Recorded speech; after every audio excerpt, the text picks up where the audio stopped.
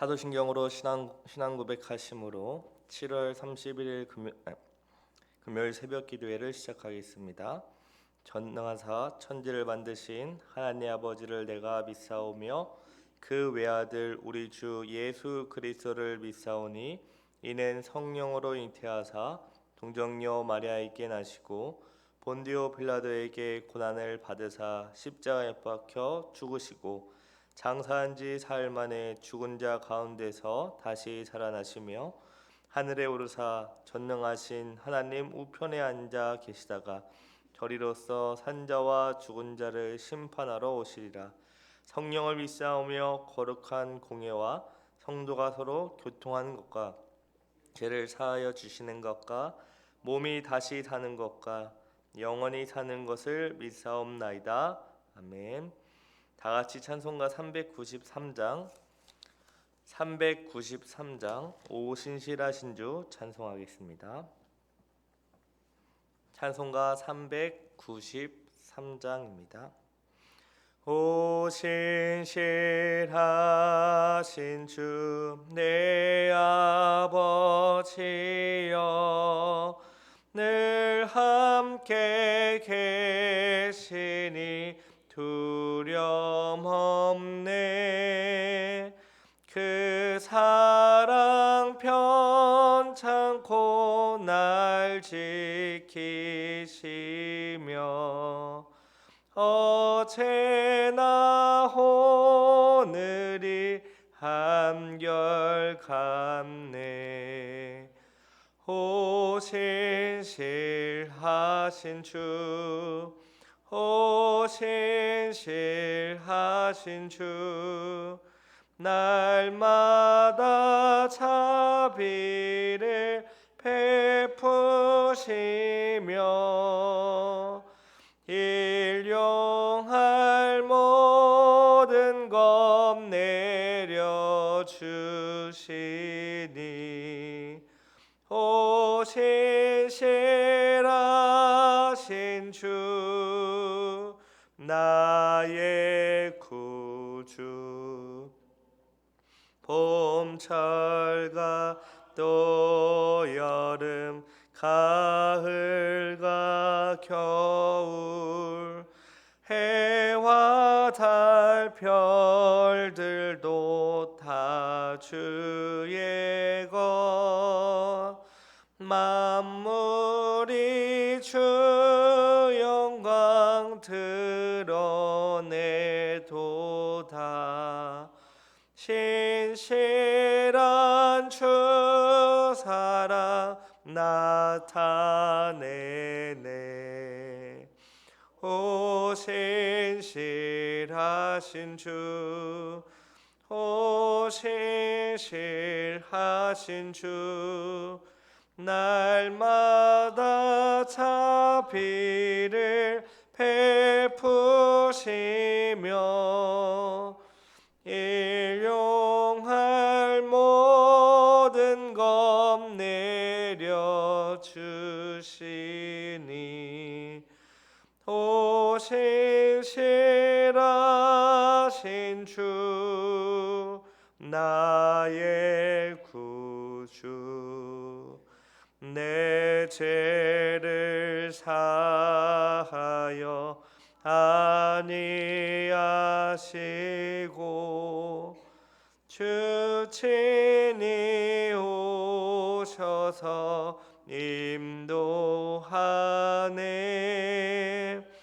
오늘의 힘되고 내일의 소망 주만이 만복을 내리시네.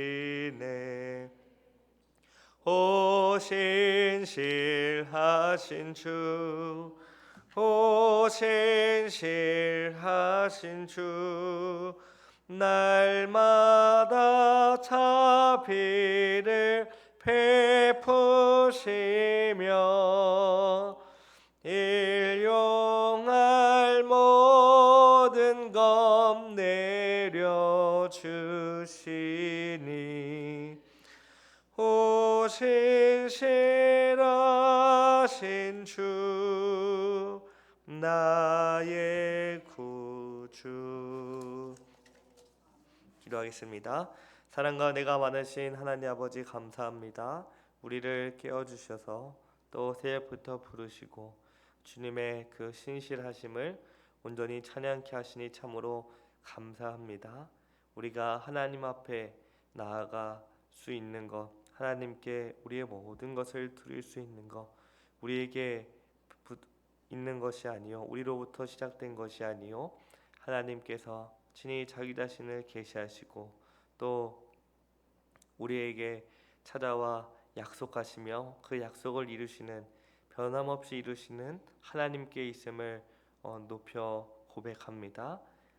그리하여 우리가 구원을 얻은 것, 또 하나님의 백성답게 살아갈 수 있는 것, 마침내 하늘 보좌 우편에 들려가는 모든 것들 다 하나님께서 우리에게 베풀으시는 은혜임을 늘 기억하며 감사하며 살아가게 하옵소서. 우리가 이 세상에서 잠깐 살아가지만 또 때로는 먹을 것이 부족하여, 입을 것이 부족하여, 또 삶의 여러 고난들로 인하여, 또 여러 가지 이유들로 인하여 어렵고 힘들더라도 하나님께서 우리를 사랑하시고 구원하시며 반드시 복되고 선한 길로 인도하시는 분임을 늘 믿음으로 인내하게 하옵소서. 이제 하나님 말씀을 듣습니다. 성령 하나님께서 조명하여 주셔서 주의 뜻이 무엇인지 밝게 알게 하시며 오늘 우리에게 주시는 말씀을 믿음으로 순종하여 하나님을 더욱더 알아가고 사랑하며 이웃을 사랑으로 섬기며 복된 삶을 살아갈 수 있도록 은혜를 베풀어 주시옵소서. 감사드리오며 이 모든 말씀 예수님의 이름으로 기도합니다. 아멘. 하나님 말씀을 다 같이 보겠습니다. 출애굽기 2장 23절부터 25절을 보겠습니다.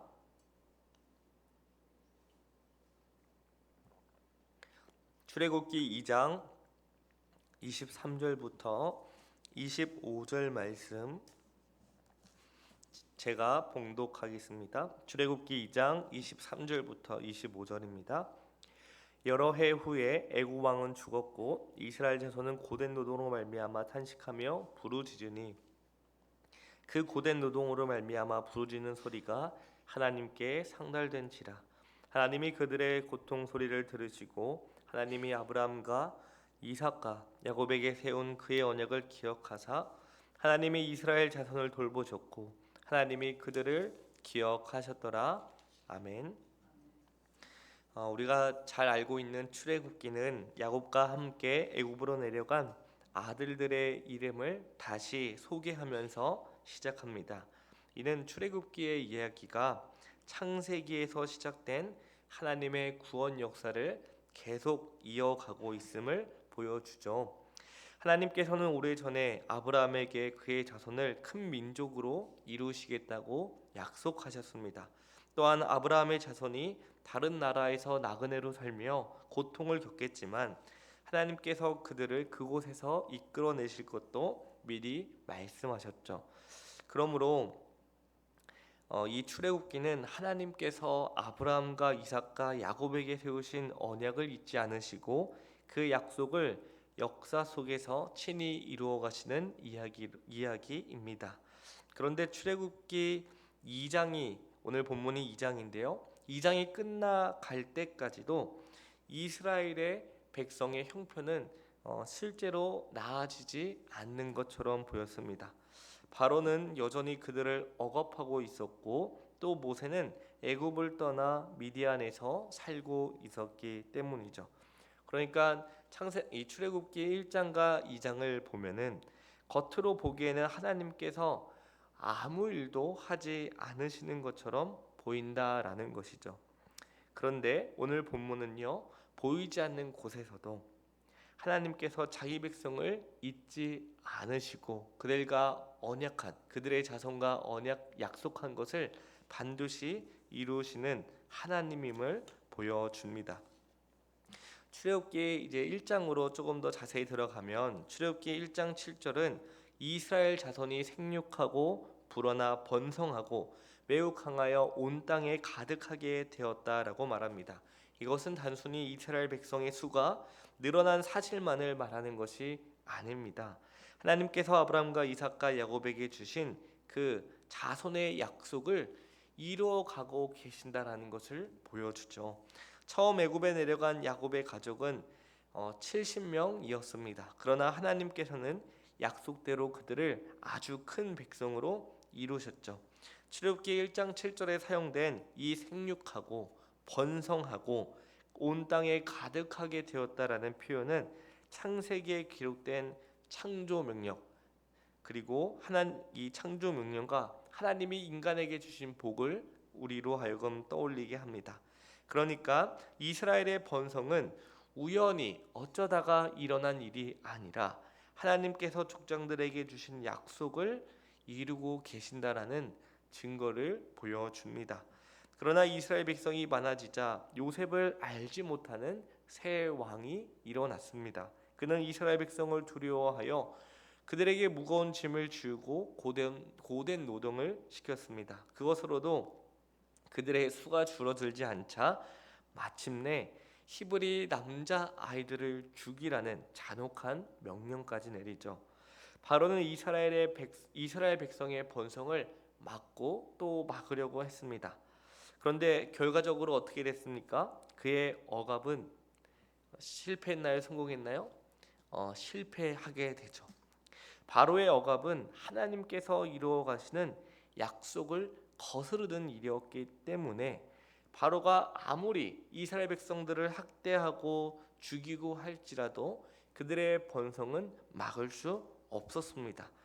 이것은 인간의 권력이 아무리 강해도 하나님의 약속을 무너뜨릴 수 없다라는 사실을 우리에게 보여줍니다. 하나님의 약속은요, 바로의 명령과 이스라엘의 고난 속에서도 계속해서 이루어지고 있었습니다. 하나님의 약속이 이루어지고 있었지만 이스라엘 백성이 경험한 현실은 매우 고통스러웠습니다. 그들은 오랜 세월 동안 애굽의 종으로 살았습니다. 자유를 빼앗긴 채 고된 노동에 시달렸고 자녀들의 생명까지 위협받았습니다. 시간이 흘러 바로는 죽었습니다. 그러나 왕이 바뀌었다고 해서 이스라엘의 고된 종살이가 끝난 것은 아니었습니다. 그래서 오늘 본문 23절은 이스라엘 자손은 고된 노동으로 말미암아 탄식하며 부르짖었다라고 말합니다. 그들의 고통은 잠깐 참고 견딜 수 있는 정도가 아니었습니다. 그들은 자기 힘으로 도저히 빠져나올 수 없는 깊은 그 수렁에 빠진 것 같았습니다. 겉으로 보면 이스라엘 백성들의 현실을 보면 하나님의 약속이 멈춘 것처럼 보였고 하나님께서 아브람과 이삭과 야곱에게 하신 말씀을 완전히 잊으신 것처럼 보였습니다. 모세도 애굽에서 도망쳐 미디안에 머물러 있었고 이스라엘을 구원할 만한 사람도 그들을 해방할 만한 방법도 보이지 않았습니다. 그러나 이스라엘 백성이 하나님의 역사를 보지 못한다고 해서 그것을 온전히 다 이해하지 못한다고 해서 하나님께서 일하지 않으신 것은 아니죠. 하나님은 이미 모세를 태어나게 하시고 그의 생명을 누구의 손에서 지키셨습니까? 바로의 손에서 지키셨습니다. 바로가 히브리 남자아이들을 모두 죽여라고 했지만 모세는 오히려 바로의 집에서 건강하게 자라났습니다. 물론 모세는 애굽에서 실패하고 미디안으로 도망쳤지만 하나님께서는 훗날 그를 자기 백성을 이끌 종으로 부르셨습니다. 사람의 눈에는 실패와 도피로 보인 그 시간도 하나님의 구원 계획 아래 다 있었다라는 것이죠. 하나님의 약속은 고난 때문에 중단된 것이 아니었습니다. 아직 이스라엘 백성의 눈에 그 약속의 성취가 드러나지 않았을 뿐이죠. 오늘 본문 24절, 25절을 다시 보시기 바랍니다. 제가 읽겠습니다. 하나님이 그들의 고통 소리를 들으시고 하나님이 아브라함과 이삭과 야곱에게 세운 그의 언약을 기억하사 하나님이 이스라엘 자손을 돌보셨고 하나님이 그들을 기억하셨더라. 아멘. 오늘 본문의 이 23, 24절, 25절은 개역 개정으로는 하나님께서 이스라엘 자손을 돌보셨다고 번역합니다. 하지만 원래의 그 표현은 하나님께서 그들을 보시고 아셨다라는 뜻이죠. 이는 단순히 그들의 상황을 바라보셨다라는 뜻이 아닙니다. 하나님께서 자기 백성의 형편을 온전히 아시고 관심을 기울이셨다는 뜻입니다. 애굽 사람들에게 이스라엘 백성은 노동력을 제공하는 노예에 불과했습니다. 바로에게 그들은 국가의 안전을 위협하는 집단이었습니다. 그러나 하나님께서 그들은 아브람과 이삭과 야곱에게 세우신 언약에 속한 자기 백성이었다는 거죠. 하나님께서는 자기 백성의 고통을 모르거나 외면하지 않으셨습니다. 특히 하나님의 그의 언약을 기억하셨다라는 말씀을 우리는 올바르게 이해해야 하는데요. 이 표현은 하나님께서 마치 약속을 깜빡 잊고 있다가 이스라엘의 부르짖음을 듣고 갑자기 맞다, 내가 그들과 약속했었지, 이런 뜻이 아닙니다. 하나님은 자기 약속을 한순간도 잊지 않으셨습니다. 하나님의 기억은요, 우리 인간과 같이 잊었다가 기억났다가 그런 약속이 아닙니다. 성경에서 하나님께서 기억하셨다는 것은 하나님께서 자신의 언약을 붙드시고 그 언약에 따라 실제로 행동하신다는 뜻입니다. 단순히 마음속으로 어떤 사실을 떠올리시는 것이 아니라 약속하신 일을 이루기 위해 이제 직접 움직이신다라는 뜻이죠. 따라서 본문에 기억하셨다라는 말은 하나님께서 이제 자기 언약에 따라 이스라엘을 구원하실 것을 이제 공개적으로 나타내신다는 것을 보여줍니다. 실제로 우리 이제 출애굽기 3장에 보면은 하나님께서 누구를 부르시죠? 모세를 부르십니다. 하나님께서 이스라엘 백성의 고통을 분명히 보았고 그들의 부르짖음을 들으셨으며 그들의 근심을 모세에게 알고 있다라고 말씀하시죠.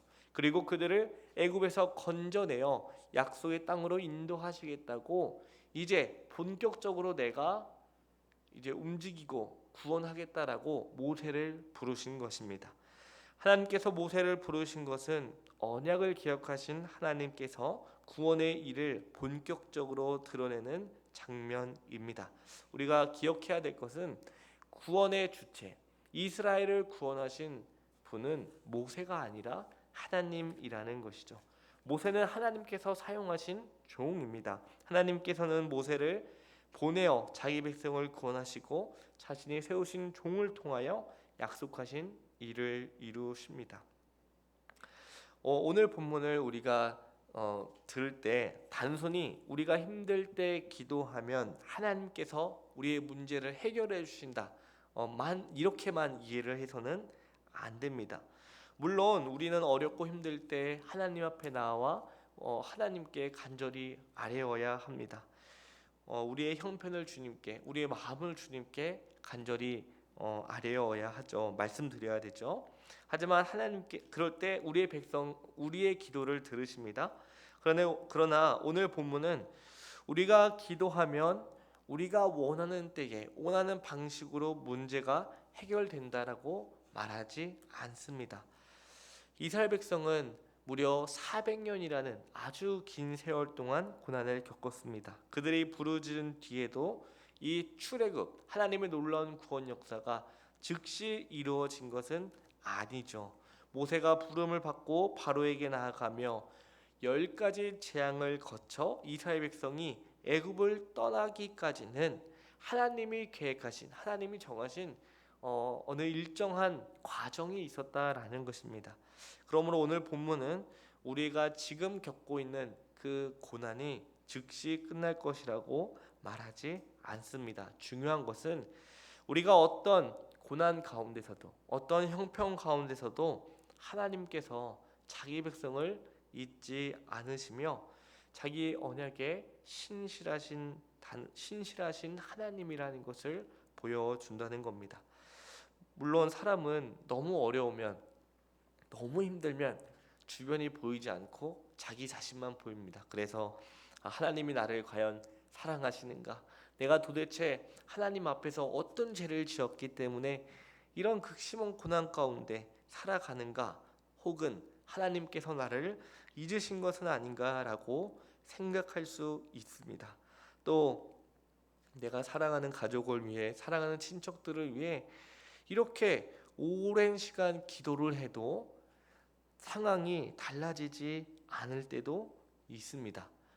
제일 힘든 부분은 지금 하나님이 원하시는 게 무엇인지 잘 모를 때라는 거죠. 하나님이 무엇을 원하시는가, 무엇을 뜻하시는가를 알 수 없을 때도 있습니다. 그러나 하나님의 손길이 보이지 않는 때에도 우리는 하나님께서 자기 백성들, 우리를 잊으셨다고 단정해서는 안 됩니다. 왜냐하면 하나님께서는 우리가 하나님이 잠시 우리를 떠난 것처럼 보이고 하나님이 아무것도 하지 않는 것처럼 보일 때에도 우리의 형편을 보시고 우리의 부르짖음을 들으시며 우리를 온전히 알고 계시기 때문입니다. 그리고 이스라엘 백성을 구원하신 것처럼 우리를 그 어떤 어려움에서도 구원하신다라는 거죠.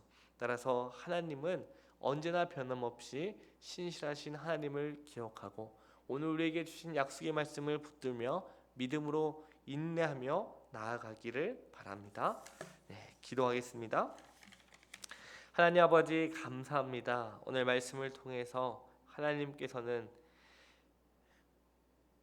자기 백성과 약속하신 것들을 잊지 않으시고 기억하시며 그것을 반드시 변함없이 이루어 가시는 하나님임을 알게 해주셔서 감사합니다. 그것이 오늘 우리들에게는 예수 그리스도를 통하여 변함없이 이루어졌고 또 다시 오실 그 예수님을 통해 이루어질 것을 믿습니다. 아버지, 너무 어렵고 힘들면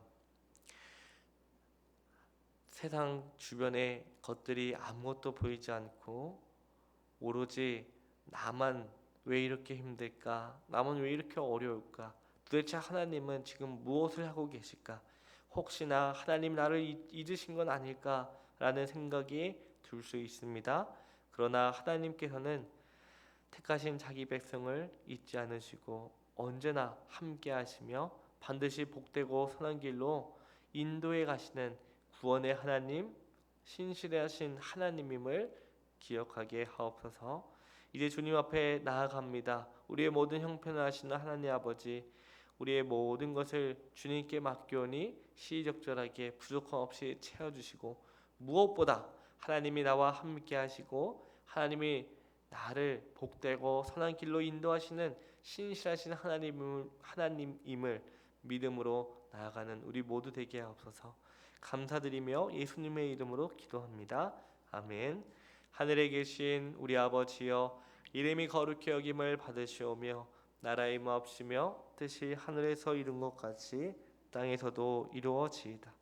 오늘날 우리가 우리에게 죄를 사하여 준 것 같이 우리의 죄를 사하여 주옵시고 우리를 시험에 들게 하지 마옵시고 다만 악에서 구하옵소서. 대개 나라와 권세와 영광이 아버지께 영원히 있사옵나이다. 아멘.